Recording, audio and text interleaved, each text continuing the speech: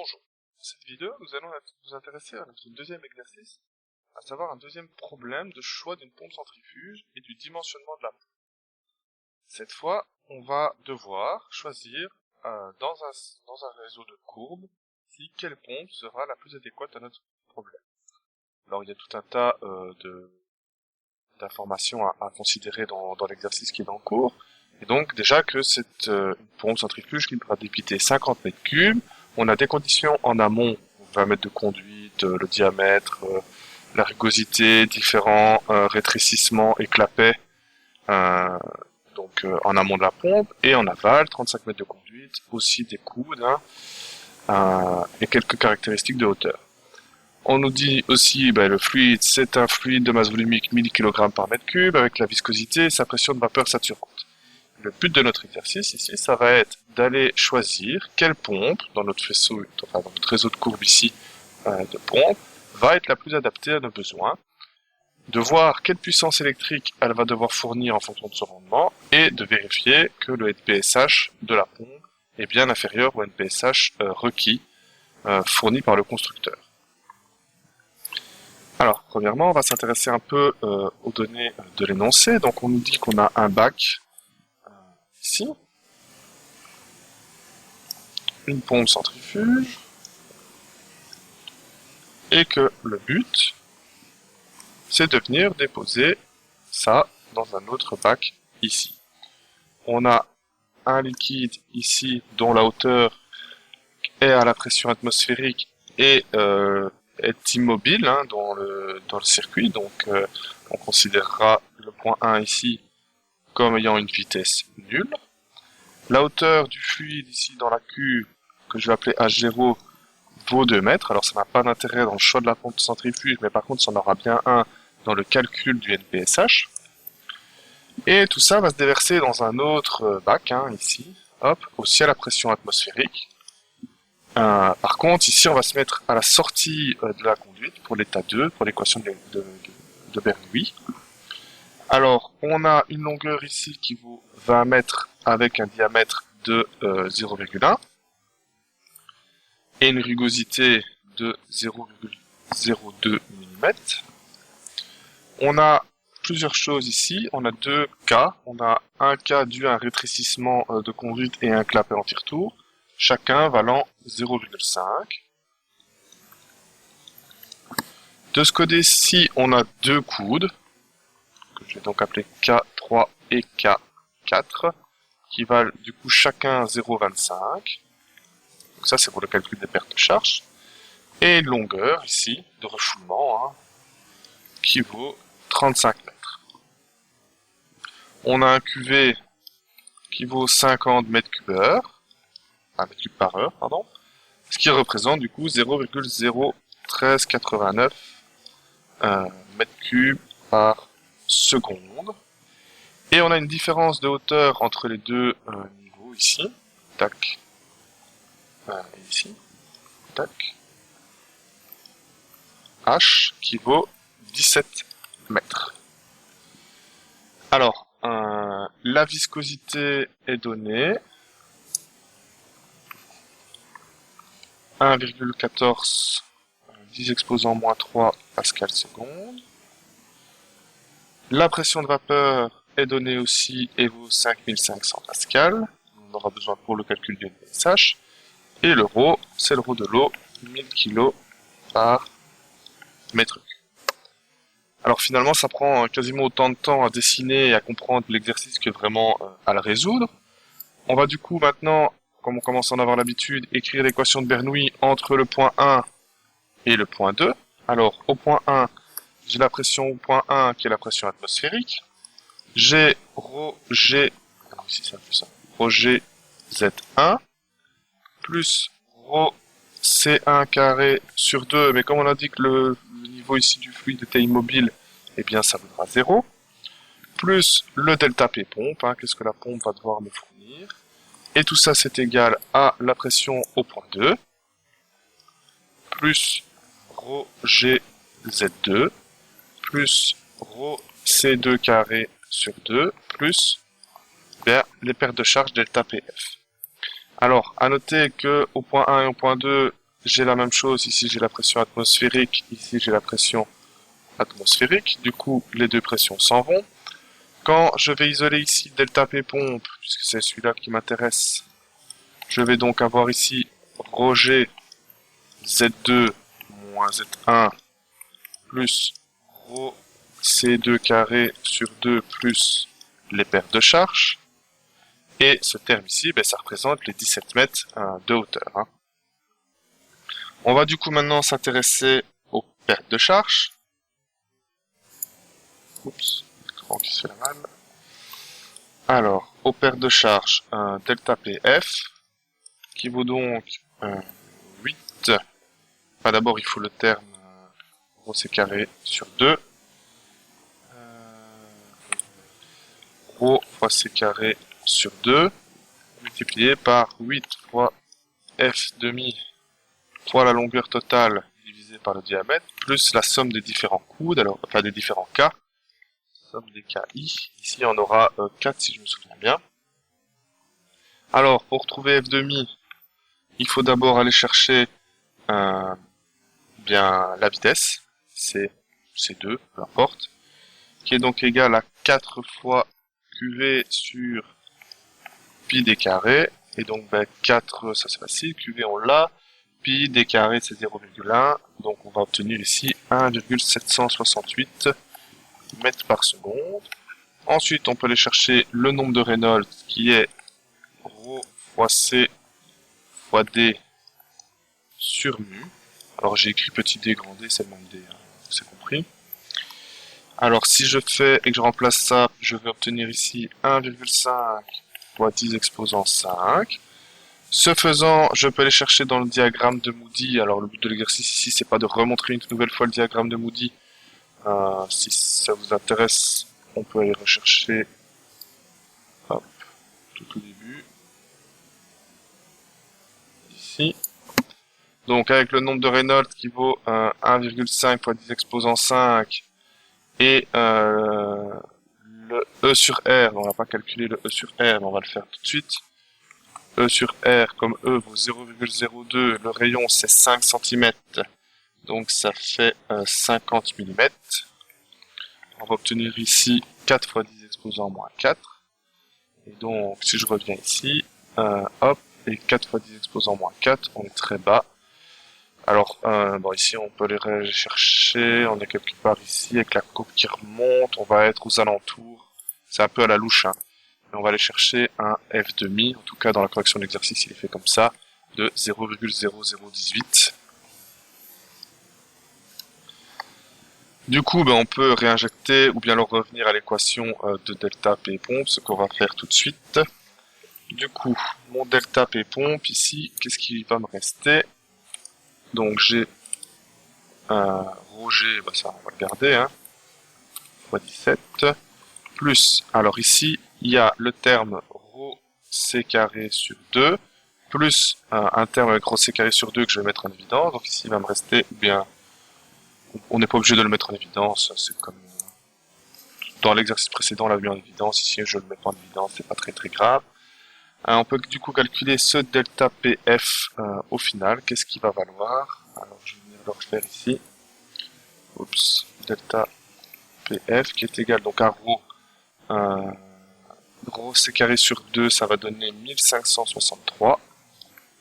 Multiplié ici, eh bien il nous reste 8 fois F demi fois L sur D, donc on va avoir ici 8 fois 0,0018 fois, attention la longueur, c'est la longueur totale de la conduite, c'est-à-dire les 35 plus les 20 mètres, divisé par le rayon 0,1, plus, eh bien, mes 4 coudes, enfin mes 4 singularités, ça fait 0,5 plus 0,5, ça fait 1, 1, 1,5, qui va me rester ici, plus 1,5, et donc mon delta PF, au final, il va valoir ici 14 723 pascal. Donc je peux venir l'injecter directement ici. Je vais écrire delta PF. Il me restera du coup ρ fois G fois 17. Je vais obtenir ici 166 770 plus, alors ça c'était 1563, et ça, c'est les 14 723. Alors, on va s'arrêter 2 petites secondes sur ce résultat. Si je considère ici le delta P pompe, sans prendre en considération les deux termes qui sont là, j'ai le delta P pompe maxi, enfin, que la pompe peut me donner si je ne prends pas en considération les pertes de charge, etc. Du coup, ça veut dire que c'est le minimum imposable que je dois imposer à ma pompe pour fonctionner dans mon installation. Alors, on ne parle pas encore des vitesses, on ne parle pas encore de perte de charge, mais le simple fait de devoir élever, ici dans mon exercice, un liquide qui est de l'eau finalement, d'une certaine hauteur à une autre hauteur qui est 17 mètres plus haut, ça veut dire que je dois être capable finalement d'avoir une pompe qui a une hauteur manométrique minimum de 17 mètres. Donc si je reprends ici mon graphique avec différentes pompes, ça veut dire que lorsque je n'ai pas de débit, juste le simple fait de fonctionner, il faut que ma pompe me donne ici 17 mètres de colonne d'eau. C'est les fameux 17 du ici rejet fois 17 mètres. Maintenant, si on additionne tous les termes ensemble ici, je vais obtenir 183 056 pascal. Ce qui représente finalement, donc comme ma pompe fonctionne, une hauteur manométrique, alors il suffit de diviser ça par rejet, donc ici HMT va valoir 18,66 mètres de colonne d'eau. Donc ça veut dire que quand j'ai un débit QV qui est égal à 50 mètres cubes par heure, ma pompe doit être capable de me donner 18,66 mètres de colonne d'eau. Donc je suis, il faut repérer ici les 50, donc 30, 40, 50, les 18,6, bon on est à peu près là, hein. Donc ça veut dire que la courbe de fonctionnement, la courbe de réseau de mon installation, eh bien, elle fait quelque chose comme ça. C'est ce qu'on avait vu dans le cours, quand on avait parlé de courbe de réseau.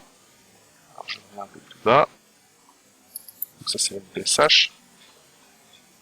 C'est plus bas du coup, excusez-moi, je me perds un peu. Voilà. Donc on a ici les caractéristiques de la pompe. On a ici la courbe du réseau.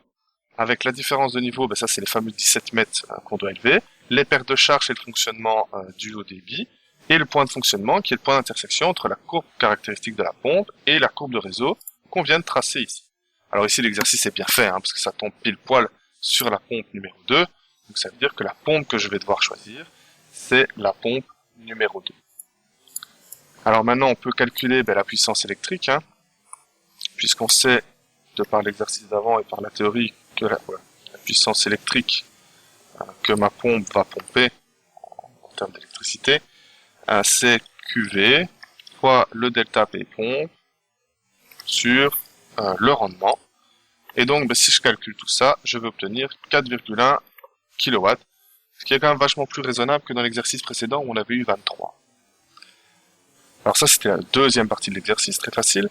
Maintenant, on va s'intéresser au NPSH. Un peu plus compliqué. On sait que le NPSH dispo, donc celui qui est fonction de mon installation, il doit être plus grand que le NPSH requis, c'est-à-dire celui qui est donné par le constructeur, et dans ce cas-ci, ça doit être du coup supérieur à 0,4, puisque dans l'énoncé, on nous dit que le NPSH requis de la pompe choisie est de 0,4 bar. Et donc, on doit trouver un NPSH supérieur à ça. Alors, on se rappelle de la formule du NPSH. Le NPSH dispo qui est égal à la pression atmosphérique sur ρg moins la hauteur H0 moins le delta PF sur ρg moins la pression de vapeur sur ρg moins C carré sur 2G. Je vous renvoie vers la théorie si c'est pas clair. Alors, attention tout de même que le NPSH, c'est en fonction de ce que la pompe va aspirer. Ce qu'elle refoule, n'a pas vraiment d'intérêt, enfin n'a pas d'intérêt dans le calcul du NPSH, puisque on avait vu que le NPSH avait un intérêt quand on voulait par exemple prélever de l'eau, comme ceci, depuis une hauteur ici, enfin depuis une hauteur ici H0, dans la pompe. Puisque c'est à l'aspiration qu'il risque d'y avoir cavitation et que la pression de vapeur saturante risque d'être atteinte. Du coup, ici, il faut bien faire attention que c'est la pression de refoulement, les paires de charge uniquement à l'aspiration, on ne s'intéresse pas de ce qu'il y a au refoulement dans le calcul ici, et la vitesse ici, c'est la vitesse de l'aspiration. Alors vous allez me dire, comme les conduites sont les mêmes, le diamètre en aspiration et refoulement, il n'y a pas, voilà, ça va être la même, mais ça pourrait ne pas être le cas, et donc il faut mieux le préciser. Alors, la pression atmosphérique ici, 101 325, on va travailler à pression atmosphérique standard, divisé par 9810, le fameux rejet. Alors ici, H0 est négatif puisque la pompe est placée plus basse que le niveau du bac 1. Donc ça veut dire qu'ici, je vais avoir plus 2. Ici, eh bien, il va falloir calculer le delta P F. Donc on va aller le faire là-bas sur le côté. Donc le delta PF à l'aspiration. Alors et on va reprendre les mêmes conditions que le calcul précédent. Donc on va avoir ici ρ c carré sur 2, 8 F demi L sur D plus la somme des K. Alors ce ρ c carré sur 2, lui n'a pas changé, puisque la conduite c'est toujours la même. Donc on a toujours les 1563 ici. 8 0,0018 n'a pas changé. Par contre, la longueur, elle a changé, puisque on n'a plus que 20 mètres à l'aspiration. Le diamètre, lui, reste inchangé. Et la somme des cas, des 5 vérités, là, il ne faut pas prendre en considération les deux coudes au refoulement. Il faut juste prendre le rétrécissement et le clapet. Et donc, c'est 2 de 0,5 qui fait 1.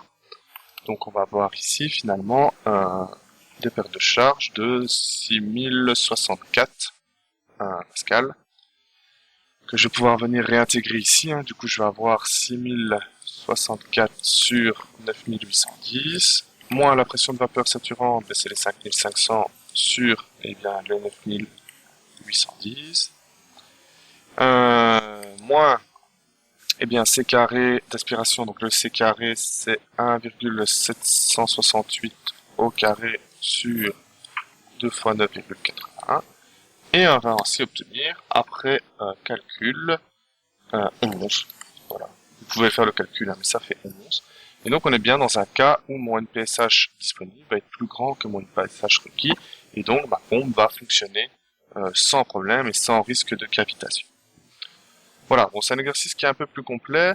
Bon, le calcul du NPSH, c'est vraiment pour le plaisir de l'avoir fait. Ce qui était vraiment intéressant dans cet exercice, c'était de déterminer les caractéristiques de la courbe de réseau, de façon à pouvoir choisir quelle pompe on allait utiliser. C'est vraiment ça en général qui va être le but du travail. C'est de déterminer quelle pompe on va utiliser pour l'installation qu'on veut créer ou bien modifier, tout simplement. Voilà, je vous remercie pour votre écoute et à bientôt.